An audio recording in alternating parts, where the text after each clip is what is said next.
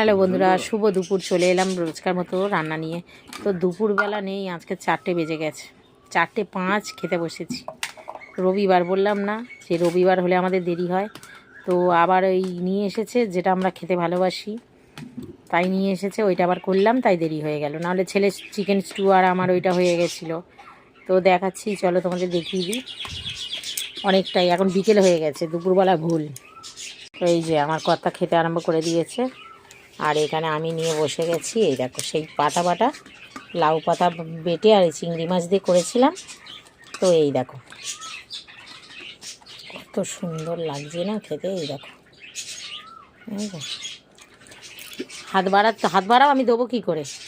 হাত বাড়াও, তেল লেগে তো আমার হাতে। আর একটু হাত যাও। হাত বাড়াচ্ছে, কক করছে কেন? জলের বোতলটা নিজেই তো নিয়ে বসতে পারো কাছে, পাগলের মতন খাবে আর হেঁচকি কেচ করবে।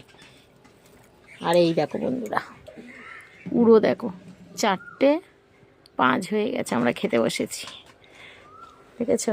আর এই দেখো ভুলু শুয়ে আছে, এই যে ভুলু শুয়ে রয়েছে, ওর এখনও খেতে দেওয়া হয়নি। আর এই দেখো, এই যে এইটার জন্য এত দেরি হলো। এই যে কষাটা, গিলে গলা মেটে ঠ্যাং, এইগুলো আমরা খেতে ভালোবাসি, এর জন্যই এত দেরি হলো। পেঁচে কাটতে কুটতে তারপর রান্না হলো, ওই জন্যই দেরি হয়ে গেল।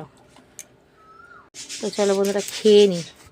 আর তোমাদেরকে খেয়ে বলছি যে পাতা বাটা চিংড়ি মাছ বাটা কিরম লাগে খেতে।